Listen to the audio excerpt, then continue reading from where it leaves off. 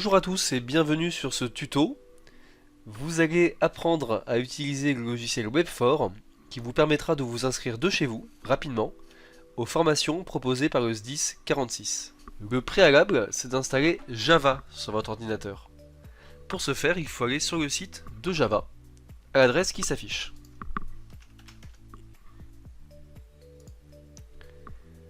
Cliquez sur téléchargement gratuit de Java.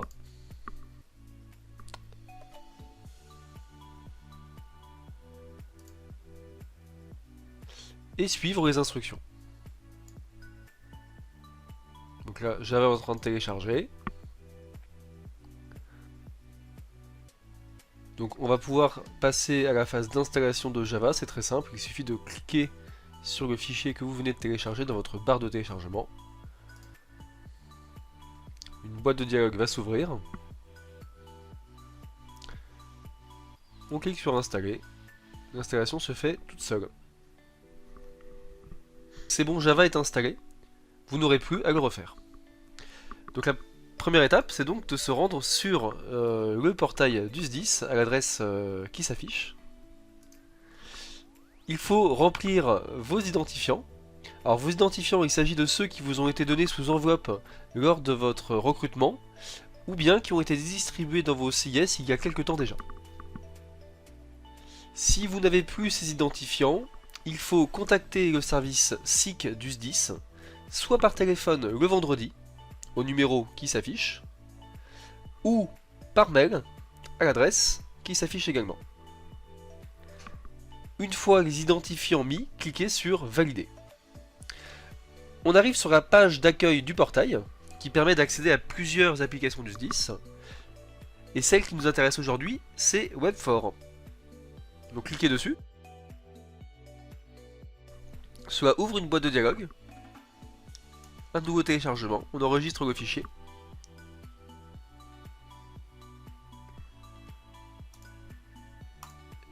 Et on clique pour ouvrir le fichier. Dans certains PC, le fichier s'ouvrira automatiquement. Donc là, il faut dire OK aux différentes questions qui nous sont posées.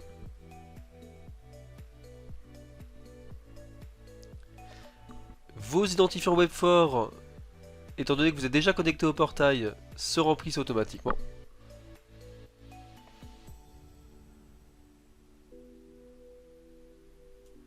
L'application vient de démarrer. Bienvenue sur Webfor. Alors ce qu'il faut savoir, c'est que Webfor, c'est une application qui est utilisée par de nombreux SDIS. Le SDIS du Lot n'utilise pas certaines fonctions. C'est pourquoi plusieurs onglets sont grisés. Vous n'avez pas accès à tout, c'est normal.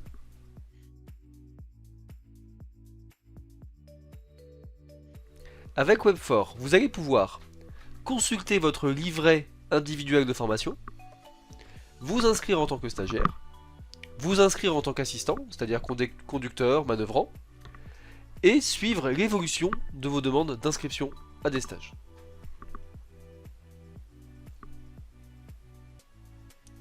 Donc pour consulter votre livret individuel de formation, il faut cliquer sur l'onglet Livret individuel. Votre livret individuel s'affiche et vous pouvez voir l'ensemble des diplômes que vous détenez. Si vous vous apercevez qu'il vous manque des diplômes, et cela peut parfois être le cas notamment lors de mutations d'autres départements, avertissez votre chef de centre qui fera le lien avec le service formation.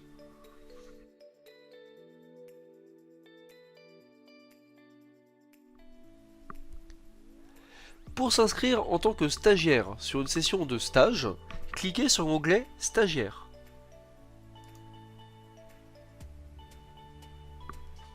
Apparaît une liste avec tous les stages ouverts aux inscriptions. Tous ne vous concernent pas. Nous allons prendre un exemple.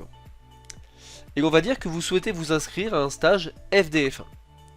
La première étape, c'est de regarder dans le calendrier de formation la formation qui vous intéresse. Les pages du calendrier formation sont toutes construites sur le même modèle. Les conditions d'inscription au stage sont précisées ici, tout en haut. Avant de vous inscrire, vous devez vérifier que vous remplissez bien les conditions d'accès. Au milieu de la page, il y a un rappel des prérequis sous forme de demi-bulles colorées Il y a aussi une bulle colorée centrale avec dedans les informations essentielles. Le nom du stage, sa durée, le nombre de stagiaires minimum et maximum et le mode d'évaluation. En dessous un résumé du contenu de stage.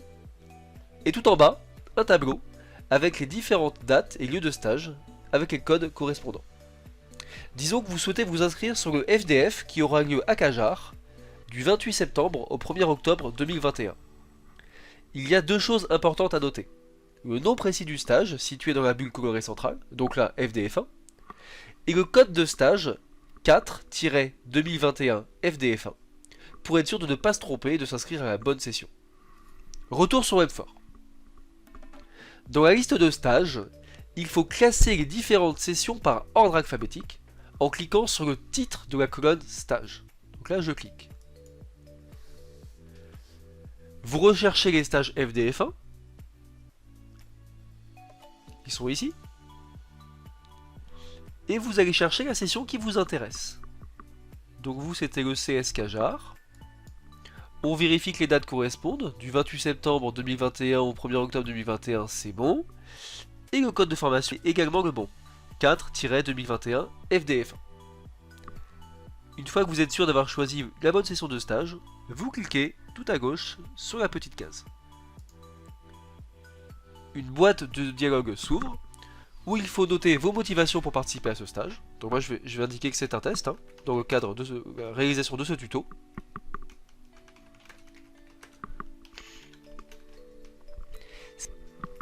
Si vous avez plusieurs affectations, choisissez votre affectation principale.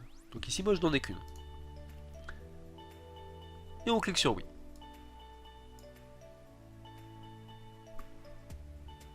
C'est bon, votre demande de stage est réalisée. Votre responsable hiérarchique, donc votre chef de centre ou le cadre de santé commandant si vous êtes infirmier ou infirmière, va recevoir un mail pour l'informer qu'il doit donner son avis sur votre demande. Vous pouvez remarquer que la session de stage pour laquelle vous venez de vous inscrire a disparu. Cela évite que vous vous inscriviez deux fois pour la même session. En revanche, vous pouvez tout à fait vous inscrire à plusieurs sessions d'un même stage afin de maximiser votre chance d'être retenu. Pour s'inscrire en qualité d'assistant, c'est-à-dire conducteur ou manœuvrant, c'est pratiquement la même procédure. La première étape, c'est d'aller voir dans le calendrier des formations 2021, page 5, cette page qui récapitule toutes les formations pour lesquelles on recherche des conducteurs ou des manœuvrants. Bon, par exemple, vous souhaitez vous inscrire en qualité de manœuvrant sur le stage PISU qui aura lieu à Catus le 1er avril 2021. Il y a deux choses importantes à noter. Tout d'abord le nom précis du stage situé dans la bulle colorée, donc là infirmier PISU, et le code de stage 5-2021 PISU pour être sûr de ne pas se tromper et de s'inscrire à la bonne session. Retour sur Web4. Cette fois-ci, vous n'allez pas aller dans l'onglet stagiaire, mais dans l'onglet assistant. Donc je clique sur l'onglet assistant. Dans la liste de stages, nous allons encore une fois classer par ordre alphabétique les sessions de stage en cliquant sur le titre de la colonne stage.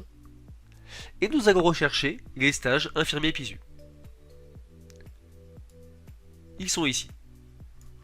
Je vais rechercher la session à laquelle je souhaite m'inscrire. Donc il s'agit de l'infirmier PISU qui a lieu à Catus. Je vérifie les dates, c'est bien le 1er avril. Je vérifie le code, c'est bien 5-2021 PISU. C'est le bon stage. Je clique sur la petite case à gauche. La boîte de dialogue s'ouvre. Je mets ma motivation. Donc j'indique encore une fois que c'est un test dans le cadre de la réalisation de ce tuto. Et j'appuie sur oui. C'est bon. Votre demande de stage en tant qu'assistant est réalisée. Votre responsable hiérarchique va recevoir un email pour l'informer qu'il doit donner son avis sur cette demande. Vous l'avez compris, votre responsable hiérarchique doit donner son avis sur vos demandes de formation avant que le service formation ne vous inscrive effectivement. Vous allez pouvoir, grâce à Web4, savoir où en sont vos demandes. Pour cela, je clique sur l'onglet Demande et je vois les demandes que j'ai réalisées. Je retrouve la demande que j'ai réalisée en tant que stagiaire pour le stage FDF1 de Cajar. Je retrouve la demande que j'ai réalisée en tant qu'assistant pour le stage infirmier PISU de Catus. Et je retrouve également une demande que j'ai réalisée avant de commencer à faire ce tuto. Si vous le souhaitez, il n'est pas trop tard pour annuler une demande de formation. Pour cela, il faut décocher la petite case tout à gauche et confirmer l'annulation. Pour l'instant, vous pouvez voir que ces demandes n'ont pas été traitées par votre hiérarchie. Tout d'abord, l'état est marqué en cours. De plus, lorsqu'on clique sur cette loupe, tout à droite de la ligne qui concerne la formation, on se rend compte que ni le chef de CIS ni le chef du TIS n'a donné son avis. Laissons un peu de temps s'écouler pour permettre à votre responsable hiérarchique de donner son avis.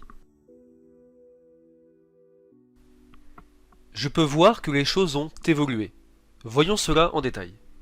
Tout d'abord, ma demande de formation FDF1 en qualité de stagiaire.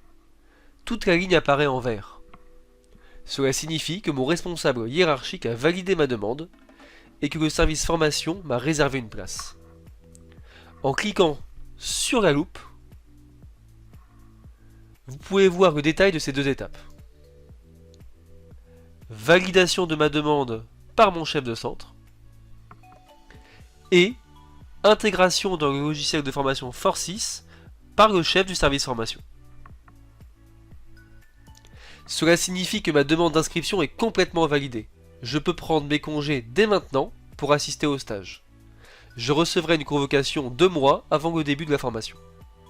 Lorsque le service formation m'a effectivement inscrit sur un stage, il est trop tard pour me désinscrire par Web4 comme je vous l'ai montré tout à l'heure. Le logiciel m'indique un message d'erreur. Si vous ne pouvez plus participer au stage, vous devez avertir au plus vite votre chef de centre qui fera le lien avec le service formation. Intéressons-nous désormais à ma demande pour participer en tant qu'assistant au stage PISU de Catus. La ligne n'est ni verte ni rouge. Pour en savoir plus, je clique sur la loupe. Je vois que mon chef de centre a validé ma demande, mais que le service formation ne m'a pas encore inscrit. Peut-être qu'il y a beaucoup d'inscrits et que le choix entre les postulants n'a pas encore été fait. Étant donné que mon chef de centre a validé ma demande, il est également trop tard pour annuler ma formation via le logiciel Web4. Si je souhaite me désinscrire, je dois en avertir mon chef de centre. Enfin, la ligne qui concerne ma demande de préformation chef d'équipe est coloriée en rouge. Cela signifie que je ne participerai pas au stage. Pour savoir pourquoi, je clique sur la loupe. Je vois que c'est mon chef de centre qui a refusé ma participation. Cela aurait pu aussi être le service formation qui refuse ma participation, soit par manque de place, soit parce que je ne respecte pas les conditions d'accès au stage.